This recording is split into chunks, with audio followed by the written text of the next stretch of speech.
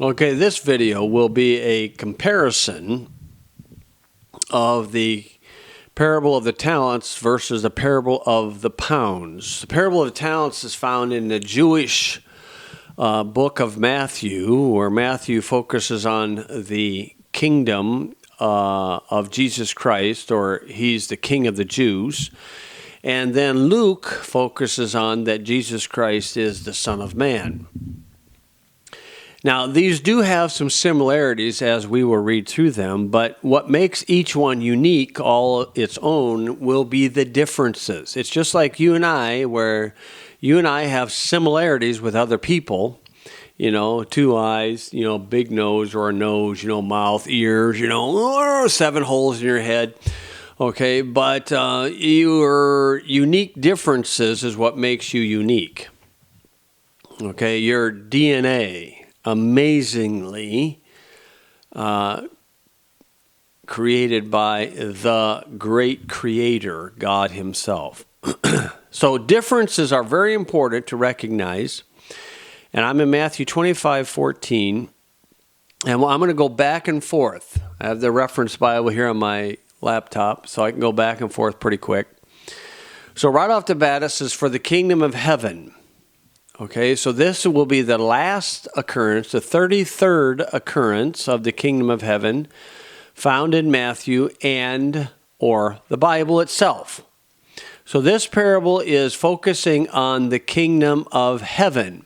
In Luke chapter 19, verse 10, "And as they heard these sayings, he added and spake a parable.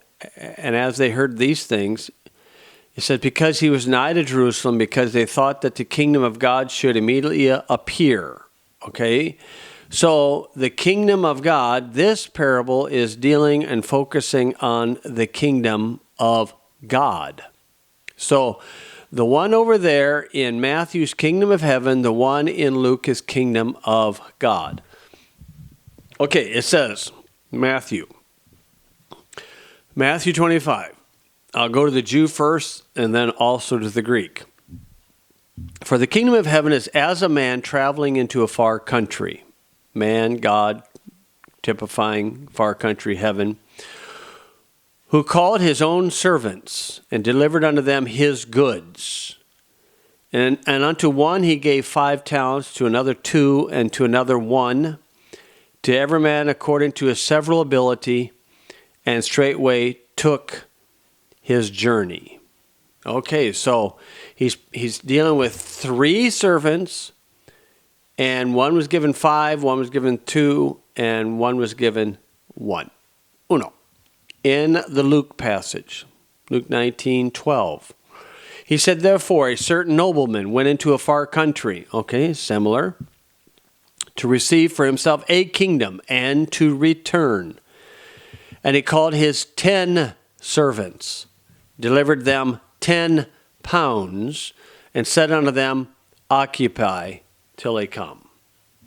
Okay, so we see this one gives the equal amount to each of his servants. It mentions 10 servants. In the Matthew account, it only mentions 3 servants. In the Matthew account, it mentions talents, which is Jewish money. In the Luke account, it mentions pounds, which is Gentile money, or English money, the English pound. Okay, so those are differences. That's what makes it unique. Matthew 25:16. "Then he that had received the 5 talents went and traded with the same and made them other 5 talents. So he did a good job, did a good trade. Now, a good and valid trade is when both parties can say thank you. Okay, so if you go into the grocery store, okay, you put all your items on, you know, on there to have them scanned and everything. Now, you personally value the goods more than the currency. The store owner values the currency more than the goods. So both of you say thank you. That makes it a valid trade. Okay, verse 17. "And likewise he that had received 2 also gained other 2. So proportionally he gained the same as the other one. But he that had received one went and digged in the earth and hid his Lord's money. Okay, so that guy just, he, went and hid his money. Okay, back into Luke 19:14. But his citizens hated him. Sad idea. And sent a message after him saying, we will not have this man to reign over us. Sounds kind of sad. And it came to pass that when he was returned and having received a kingdom, that he commanded those servants to be called unto him to whom he had given the money, that he might know how much every man had gained by trading. Then came the first, saying, Lord, thy pound hath gained 10 pounds. Wow, he did super well. Okay, 1 to 10. Man, that's good. And so then the Lord commends him. Okay, I'll come back to the commendation later. And then a second one came saying, Lord, thy pound hath gained 5 pounds. Wow. He did pretty good too. Okay, and then he gets a commendation, but I'll come back to that. Now, the third one, another came. So there's 8 more, but he's only going to mention one of the 8. And another came saying, Lord, behold, here is thy pound, which I have kept laid up in a napkin. Okay, so he, like the parable of the talents guy, hid the money, just kept it, and did nothing with it. Okay, let's go back into Matthew and see what happens for the commendation and the rewards. Verse 19.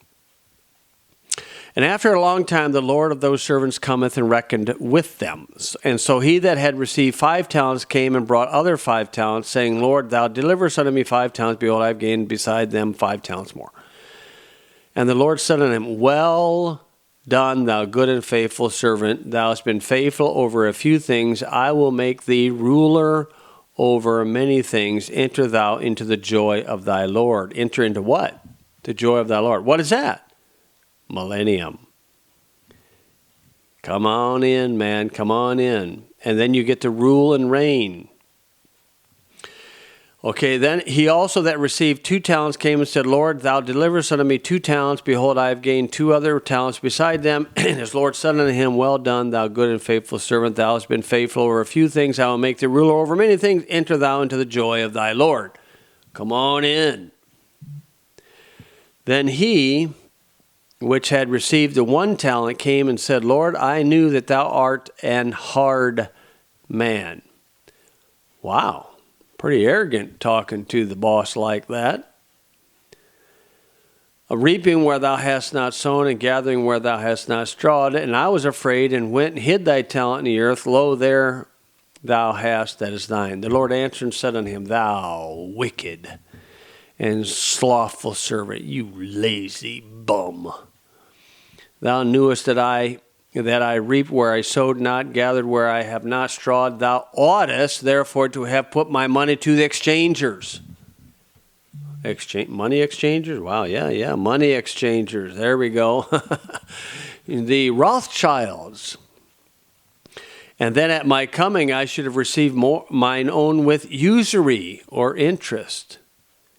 And then God, who wasn't a supporter of Bernie Sanders' campaign, says, Take therefore the talent from him and give unto him which hath 10 talents. Wait a minute. I thought democratic socialism was the solution. No, you take from the unproductive and give to the productive, just like any good investor will do. For unto every one that hath shall be given, and he that hath abundance, from him that hath not shall be taken away even that he hath. So, the democratic socialists are nothing more than a bunch of unproductive parasites off of the productive people. Oh, yeah.